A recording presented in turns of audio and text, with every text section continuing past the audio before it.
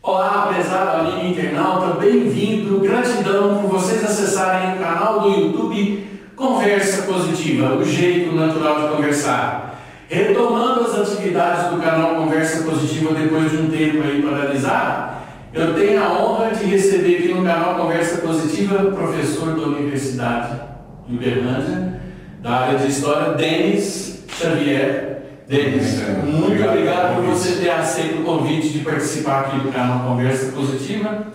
E como a proposta é um jeito natural de conversar, nós vamos fazer um bate-papo aqui sobre profissão, a profissão professor de universidade, da área de História, e o Denis vai falar um pouco da carreira dele, né, Denis? Exatamente, estou à disposição. Denis, que legal, hein? Você tem uma coleção de livros, vai falar sobre essa coleção de livros. Sim. E você, como professor de História da área acadêmica, tem um currículo aí de Portugal, Itália, né? Vai falando da sua história, um pouco da sua história. Na verdade, a minha área é História, mas é História da Filosofia, quer dizer, uma história específica, a história do pensamento humano. Eu sou professor, eu comecei na UF como professor de Filosofia Antiga, ainda sou, obviamente, na Cátedra de Filosofia Antiga. Kant. Não, aí mais Sócrates, Platão, né? Aristóteles e outros pensadores da antiguidade clássica. E de um tempo para cá venho atuando também, paralelamente, no estudo de alguns outros autores liberais, conservadores, de um período mais moderno da história, né? Já entrando no século XX e do nosso tempo. Bacana, bacana. Eu sou estudante de logosofia, você já deve ter visto Já ouvi pensador também, Pecote, né? Já ouvi falar. E é muito pouco, talvez, conhecido, né, dentro dessa linha de historiadores, que preconiza a questão do autoconhecimento, como Sócrates já havia dito, né? Sim. Conheça-te a ti mesmo. É verdade. Como? É verdade. Me fala um pouco dessa sua trajetória profissional. Você esteve na Itália, Portugal? Sim, eu tive uma carreira bastante razoável como atleta, inicialmente. Fui nadador durante muitos anos, fui nadador da seleção brasileira, ganhei campeonatos de nível mundial, sul-americano e tal, nadei durante muitos anos. E com o fim da carreira esportiva, fui me meter com direito, com filosofia, e a filosofia acabou me escolhendo, né? Eu não escolhi a filosofia, ela me escolheu. Eu me apaixonei. Quando o discípulo está pronto, o mestre aparece? Não, foi extraordinário. Assim, porque a filosofia eu comecei a cursar à noite, fazer direito de manhã, como uma forma de reforçar a minha presença no direito. E aconteceu o contrário, a filosofia começou a me ocupar mais. Comecei a dar aula no ensino médio aqui em algumas escolas de Uberlândia, no Objetivo, no COC. E daí fui para o mestrado, fiz graduação na UFO, fui para o mestrado na Unicamp, fui como bolsista lá da FAPESP. Depois fui para um doutorado na Itália, fiquei lá 3 anos, estudando, fazendo meu doutorado. Foi lá para o berço, né? Na Europa, o berço das histórias. Amplitude eu faço mental. uma leitura muito específica de Platão, e o maior nome do platonismo nessa leitura está na Itália. Então eu fui lá conversar com ele mesmo e deu tudo certo, consegui uma bolsa lá para pesquisar. A minha última bolsa, com 3 anos de pesquisa de doutorado, no mês seguinte eu recebi o meu primeiro salário como professor da UFO. Casou, assim, foi uma passagem que foi jóia. Eu tenho um orgulho muito grande de ser parte do corpo docente da universidade, apesar de ser uma universidade que sofre tanto, como todas as federais hoje no Brasil. E está tendo aí você faz parte da Universidade Livre. Uma reformulação, né? Muito polêmica sempre, tudo, mas eu costumo dizer, nós na universidade esticamos demais a corda e a sociedade já não aguenta mais. Nós precisamos apresentar resultados mais efetivos desse investimento. E a cobrança é absolutamente natural. E eu faço parte do corpo dos professores que defende, sim, uma intervenção importante para que esse curso seja retomado para a excelência, coisa que nós perdemos há algum tempo. Mas, em suma, hoje eu estou lá no Instituto de Filosofia, atuo também no Direito, como professor de mestrado, e toda essa luta aí. Na verdade, esse período de transição, assim, não compete julgar a questão de governos, de governo tal e governo qual não, mas as universidades sofreram muito nos últimos anos com questões desse período de transição, dessa luta justamente para se posicionar dentro dos aspectos mais docentes. Eu acho que a universidade, especialmente a universidade mantida com dinheiro público, e universidades não são baratas, elas devem promover inovação, esclarecimento, ilustração. Quer dizer, você crescimento social. A universidade deve ter esse contato direto com a comunidade. Quais são os anseios da comunidade com relação ao que a gente está fazendo? A universidade se fechou, né? A pretexto da sua autonomia, ela se fechou, ela não admite ser questionada, ela não admite qualquer tipo de intervenção que procure a sua melhora, quer dizer, nós somos os gênios lá dentro que não precisamos dar satisfação a ninguém. Ele tem muito gênio fora das universidades, né? Não, na verdade, você tem hoje, eu costumo dizer que a universidade hoje, infelizmente, representa o que há de mais retrógrado na universidade em termos de pensamento. Então, nós precisamos realmente abrir novamente os muros da universidade, deixar a comunidade entrar e dar resposta aos anseios da comunidade. Então, quando nos atacam e dizem, principalmente nos cursos de humanidades, né, esse bando de maconheiro, esses caras só ficam lá fazendo exposição pelados, etc., fica difícil defender, porque a visão que a sociedade tem é essa. Porque, em grande medida, o discurso ideológico tomou conta da universidade. Ideologias não são muito boas desde que a ideologia em si ela não é muito benéfica. De nenhum tipo. De nenhum tipo. Nem a direita, nem a esquerda. Na verdade, essas ideologias acabam prejudicando o próprio ser humano, porque acima de todas as ideologias existe algo que governa tudo, né? E você tem que avaliar as coisas pelo seu resultado, né? Nós adotamos uma determinada ideologia, uma ideologia de esquerda que tomou conta completamente das universidades, e os resultados são os que são. Eu defendo uma ideologia de direita na universidade? Em hipótese alguma. O que eu defendo é nós devemos voltar ao curso de um pragmatismo da ciência, da inovação, e essas discussões ideológicas têm que estar fora da universidade. As pessoas confundem. A universidade é espaço de debate democrático. Sim. Então, por exemplo, discutir política. A esquerda é melhor que a direita é melhor que a esquerda. Essa é uma discussão válida, importante.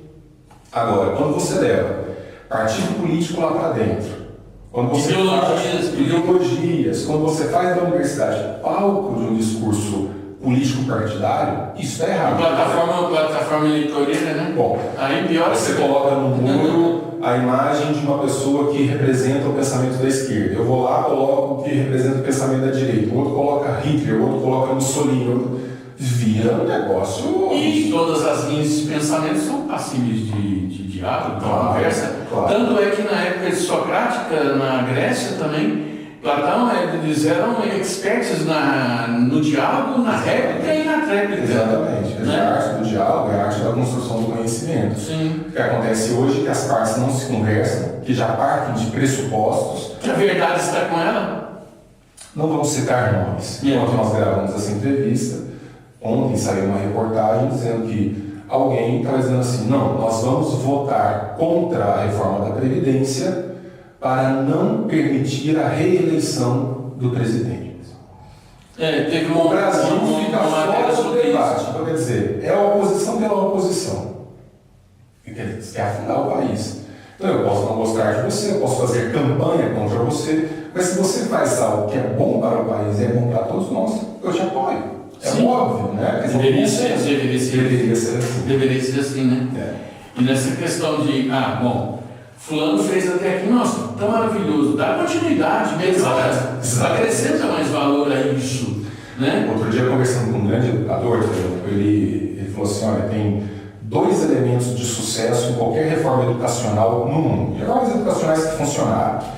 Primeira coisa é o fato de que a reforma visa resolver um problema concreto. Então vamos lá. A gente tem muita evasão na escola. Como é que a gente resolve a evasão? aplica uma iniciativa pensando especificamente naquele problema. Parece coisa óbvia, mas às vezes não é. O segundo ponto é a sua manutenção no tempo. Ou seja, uma iniciativa implantada agora, ela, na educação, ela não vai dar resultado em 1 ano, 2 anos, 3 anos. Ela tem que ter continuidade e consequência. Exatamente. É uma consequência. Exatamente. Então, se você tem 8, 10 anos de aplicação de uma certa iniciativa, os resultados aparecem.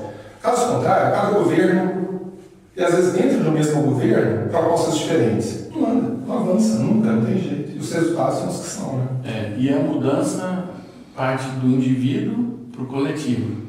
E toda a obra coletiva, todo o projeto social fracassa se o indivíduo, nas suas bases, também fracassou. E essa questão de lidar com as diferentes ideias e oposições, se você tem uma ideia, eu não estou indo contra você, eu estou indo contra a sua ideia. Exatamente. Mas e se a sua ideia for boa? Então não tem que nada pessoal, não existe nada pessoal. A ideia é boa para o terceiro. Quem que é o terceiro? A nação. O povo seria isso, né? E isso se torna mais grave num país de analfabetos funcionais, de analfabetos. Porque o despreparo intelectual, ele tende naturalmente a criar paixões. Sim. Eu vou aderir a um determinado grupo, me sinto acolhido por um determinado grupo, eu nem olho para o outro lado. Aqui é a minha verdade, aqui é que eu me encontrei, onde eu fui acolhido. O estranho é acontecer isso dentro de uma universidade.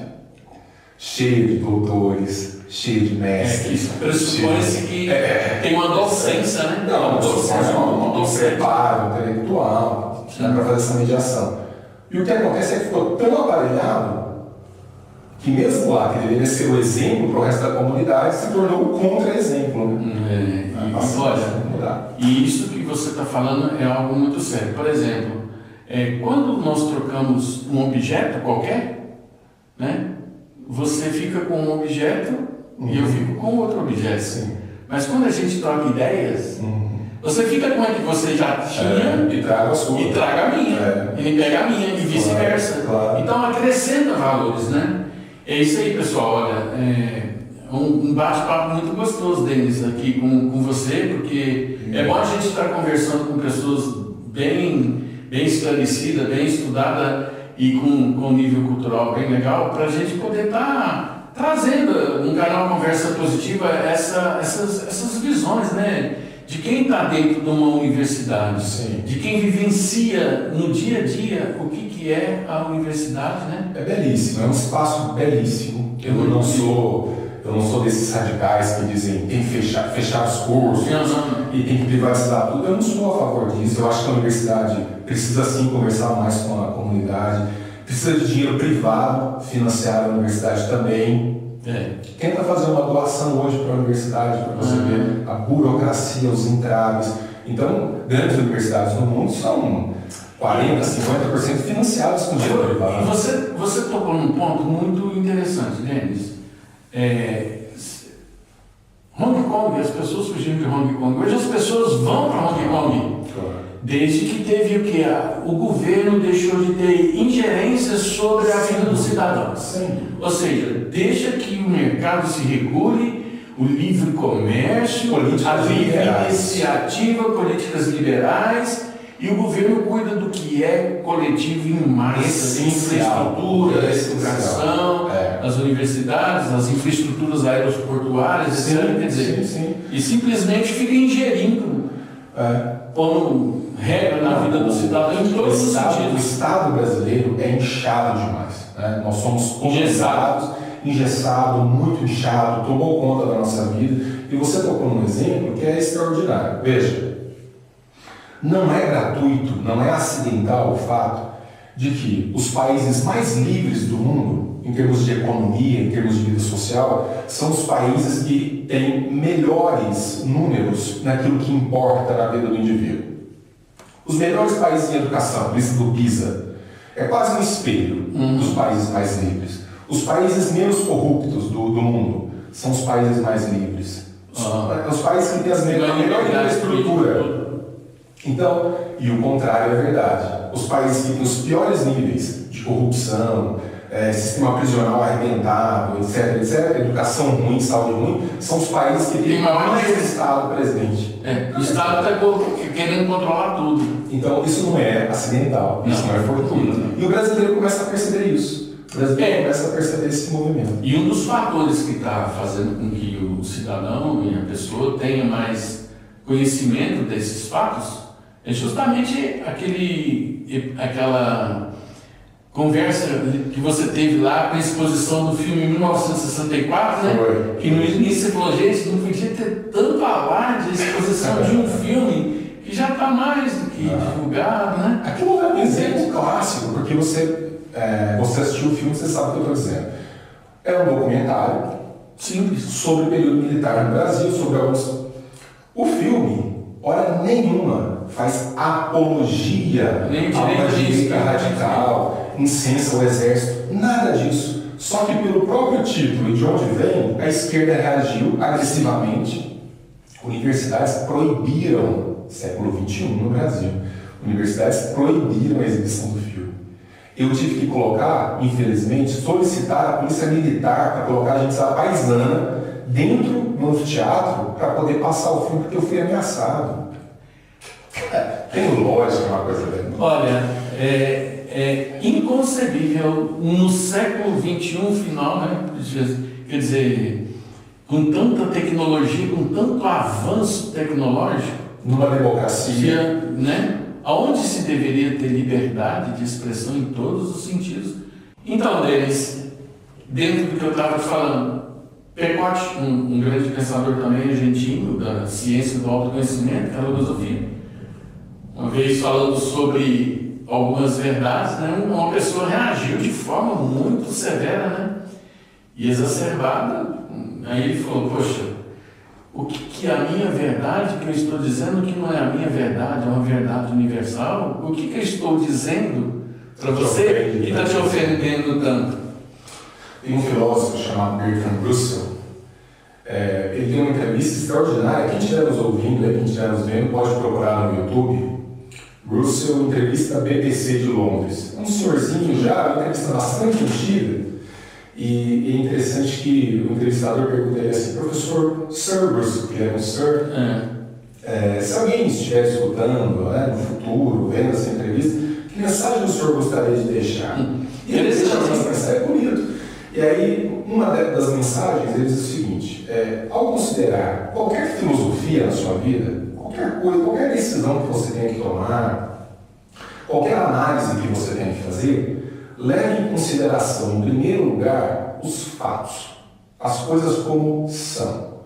E não como você gostaria que elas fossem. Não faça uma projeção mental, não faça uma projeção emocional. Eu sei que aquilo me contraria pessoalmente, mas é o fato, é o que acontece. É a verdade. Leve aquilo em consideração. É como o Cartoli diz, né? O agora. Você está aceita. Então, eu estava dizendo agora há pouco, os países que têm regime mais livre são os melhores países, mais próximos, etc, etc. Ah, não, mas eu gostaria de propor um regime mais intervencionista. Nós já sabemos onde vai dar. Com certeza. Você pode até gostar da ideia. Nós já estamos vivendo algum resultado disso. Nós somos filhos disso. O resultado está aí, né? Então não é uma questão de gostar ou não gostar. É pegar o que funciona e aplicar. Isso serve para a vida, serve para a educação, serve para a cultura. O que funciona, toca. O que não funciona, não toca. Interessante que vai uma reflexão aqui do canal Conversa Positiva. Denis, que a diferença entre uma ideia que pode ser aplicada para o coletivo e uma opinião. Sim. Uma opinião. Tá. 2 mais 2 é 4. Que diferença faz a minha opinião, a sua, a do Einstein, a do Churchill, a do Zé, do Mané, do Ciclano? É uma lei universal. 2 mais 2 é 4, é matemática, independente de gostar. Independe da minha opinião. Agora a ideia pode ser modificada. Mas a ideia de 2 mais 2 é eternamente imortal e é 4. A gente estava citando agora há pouco um educador com o qual eu conversei, e a gente estava trocando uma ideia sobre isso, sobre essa questão de interpretar as coisas mercê da nossa vontade, da nossa nosso superior. E ele falava assim, Isso é muito interessante. Nos países mais civilizados, do ponto de vista educacional, os meninos não são, na escola, o enunciado não é construído como no nosso, que é interprete o texto, interprete isso ou aquilo. É compreenda. É compreensão do texto. A compreensão do texto não passa pela sua interpretação no sentido de subjetividade. Sim, lógico que não. Porque nós caímos num grau de relativismo absoluto. Hoje eu chego para alguém e digo, está chovendo, cara, eu discordo. Quer dizer, tanto faz. Eu acho que eu estou fazendo uma brincadeira para dizer o seguinte, não, se a gente não estiver de acordo sobre o fato de estar chovendo, eu vou conversar sobre o quê? Como é que eu vou dialogar com você? Então, se está chovendo lá fora, concordamos com isso, agora vamos discutir se a chuva é boa ou não. Sim. É uma discussão a respeito de um dado objetivo. Se você questiona o dado objetivo, não tem diálogo, não tem conversa. É, exatamente isso que você está falando. Igual, por exemplo, o otimista e o pessimista conversando, né? Um falou assim, poxa, no final do ano de 2000 e tanto, o povo vai estar comendo merda. Isso o otimista. E o pessimista falou, a merda não vai dar para todo mundo. Quer dizer, poxa, é muito pessimismo, né? Quer dizer, venhamos e convenhamos. Você tem a sua opinião, as pessoas têm as opiniões delas, e é tão bacana, eu acho que você que estuda Platão, Sócrates, deve ter sido a gente não custa nada imaginar, né, como que teria sido o ambiente de discussão, de diálogo, de réplica e tréplica numa época de glória, né? Coisa extraordinária. Deveria ser. E nós estamos falando de gente que viveu há 2.500, 2.600 anos. Quer dizer, é uma lição que nós já deveríamos ter aprendido de alguma forma, né? E de alguma maneira nós isolamos esse patrimônio que é nosso, né? Que é ocidental, que é a possibilidade do debate, do diálogo cordial. Platão fala muito isso, né? Não é só a dialética, não é só a pergunta e resposta, mas a pergunta e a resposta cordial. Por quê? Pessoas bem intencionadas querem o bem um do outro, querem o bem de uma instituição, querem o bem de um país. Porque elas estão meio consigo mesmas. Ora, um brasileiro que não quer o bem do seu país é uma coisa maluca isso, né? Eu prefiro que esse governo ou aquele outro se dê mal porque ele não é o governo que eu apoiei, mas isso vai arrebentar com o país. É estranho, é um pensamento que eu não consigo muito conceber. Realmente é difícil. Mas, como se diz, por isso que tem a eternidade, né? Que é longa. A gente tem que aprender. Mais cedo ou mais tarde. O que aconteceu com a história do Brasil é que nós não aprendemos certas lições. Só que eu acho que o preço começou a ficar alto demais e nós começamos a acordar.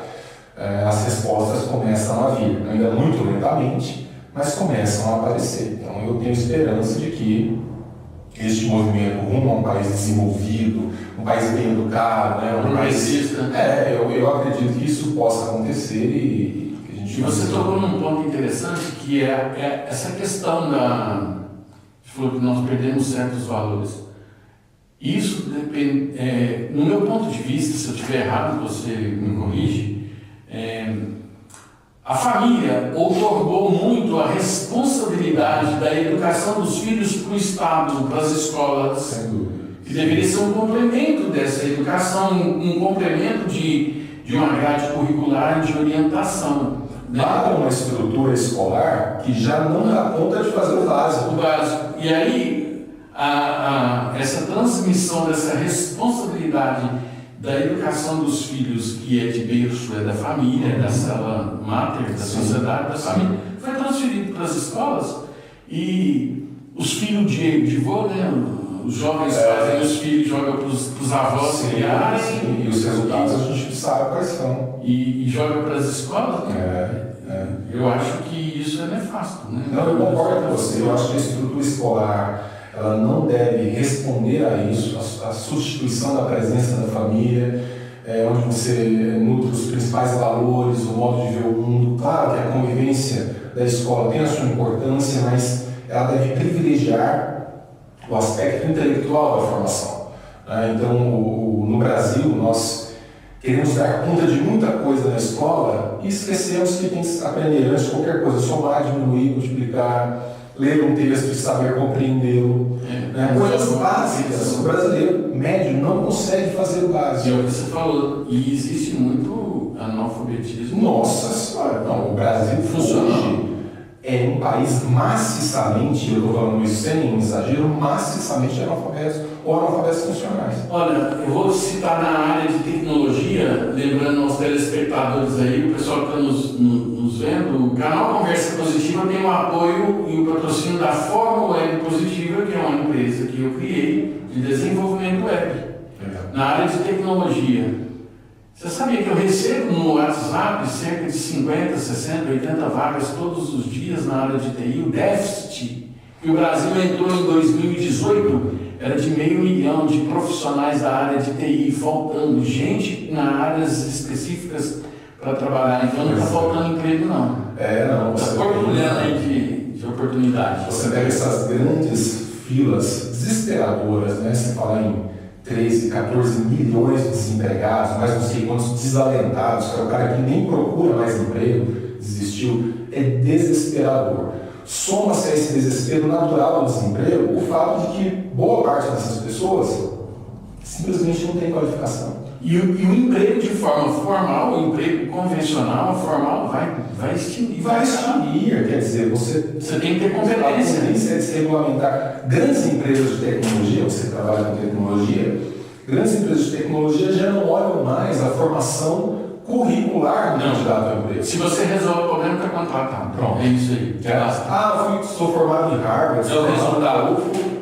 Não, senta aqui e resolve o que eu preciso que você resolva. Se você resolver, ele te paga. Pronto. Paga bem e não te deixa sair. Percebe? Então, isso é muito liberal. Que eu falo sempre para os meus alunos, tem uma conversinha de corredor que é faça o que você ama para você ter sucesso. Não, eu posso fazer o que eu amo e não ter demanda por isso na comunidade e simplesmente vou fazer o que eu amo, sendo mal pago ou não pago.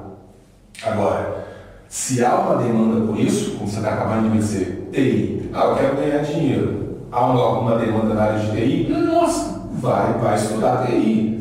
Interessante que existe um pensador lógico que diz o seguinte: aprenda a fazer com gosto. Como Deus, isso é um pensamento filosófico. Como Deus fez todas as coisas com muito primor, com muito gosto, né? A gente deve aprender a fazer as coisas com gosto.